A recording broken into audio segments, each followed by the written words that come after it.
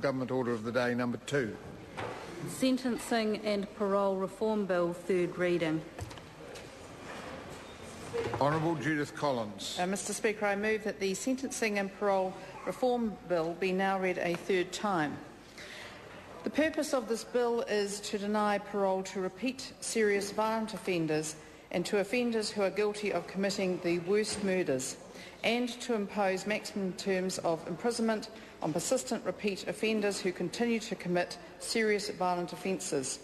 This bill has changed significantly since its introduction and referral to Select Committee, and these changes will increase its effectiveness and its contribution to public safety. It creates a three-stage regime that will imprison the worst repeat violent and sexual offenders and the worst murderers for longer periods, and with increasing sentences and reduced access to parole if they continue to commit serious violent offences. The changes have increased the certainty of the punishment that offenders will receive, mainly through offenders now qualifying for the regime following conviction rather than following a sentence of 5 or more years' imprisonment. I'd like to take this opportunity to again acknowledge the pivotal role played by the ACT Party in the passage of this legislation, and especially David Garrett. I'd like to thank the Law and Order Select Committee and its Chair, Sandra Gowdy, for guiding this bill through the Select Committee process. I would also particularly like to thank New Zealand Police and the Corrections Department for their tireless efforts. For the benefit of the House, I'd like to recap the main elements of the regime. When convicted of a serious violent offence for the first time, the offender will be sentenced as normal, but will be very clearly warned that they are now subject to the three-stage regime and what will happen if they are convicted of a further serious violent offence. If they are convicted of a second serious violent offence, the implications are more serious. They will be sentenced as normal, but any jail sentence will be served in full without parole. Again, they will be warned, both verbally and in writing, of the consequences of a third conviction for a serious violent offence. If the offender fails to heed the previous warnings and is convicted of a third serious violent offence, they will be sentenced to the maximum penalty for that offence to be served without parole. The exception to this is the conviction for manslaughter, for which an offender will be required to serve a life sentence with a minimum non-parole period of at least 20 years. The bill has specific provisions for those convicted of murder. Those convicted of murder at either stages 2 or 3 of the regime will be required to serve a life sentence without parole. The bill also makes special provision for offenders convicted of the worst murders. These offenders can be sentenced to life without parole, even if they did not have a record of previous violent offending. However, the bill does provide for judicial discretion in those very rare cases where the circumstances of the offender and of the offence will be such that to serve a maximum sentence without parole at stage 3 or a life sentence for murder at stage 2 or 3 would be manifestly unjust. By means of this bill, this government is sending a strong message that we are serious when we say that parole is a privilege, not a right. Parole is a privilege that will not be available to those who fail to take heed of warnings and continue to commit serious violent offences. This bill ensures that the rights of victims and their families are put before the rights of those offenders who choose to continue to offend in this way. I would like to thank once again all those members of the public who submitted on the bill, 94% of whom supported it.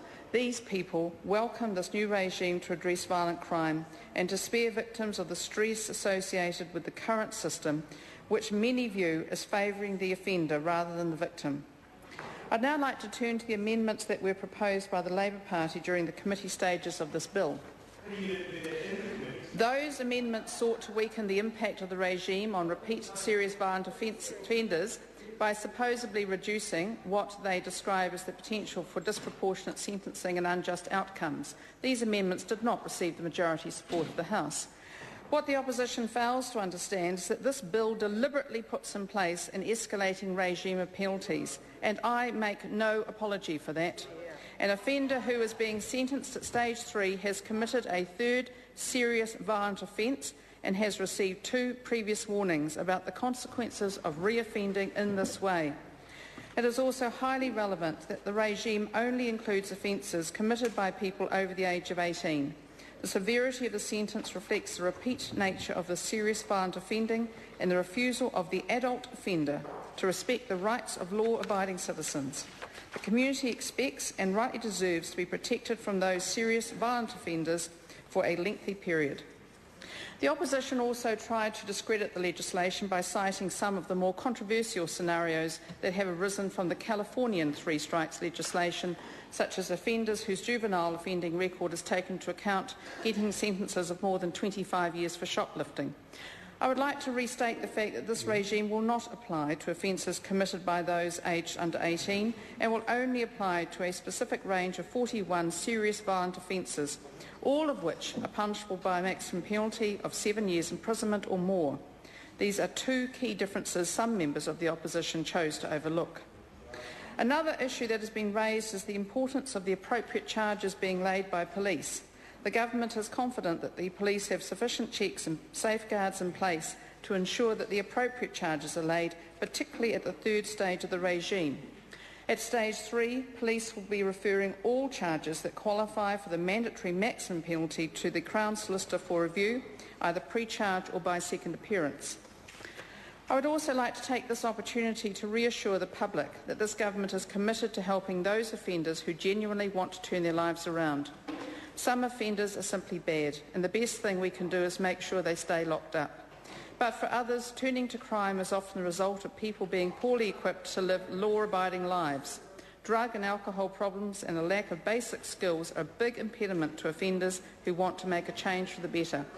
This government made a commitment to increasing the number of prisoners gaining skills and work experiences by at least 1,000, and to double the number of prisoners receiving alcohol and drug treatment to 1,000, and to expand prisoner literacy and numeracy programs. We are well on the way to achieving these targets in just 18 months. Over the past year, 23,000 hours of literacy and numeracy tuition have been provided to prisoners. This is an increase of 10,000 hours over the same period in the previous year. We now have 4,428 prisoners employed in work activities, and this represents substantial growth towards the target of 1,000 extra additional prisoners in employment. International studies have shown that participation in employment can reduce the risk of reoffending by between a third and a half.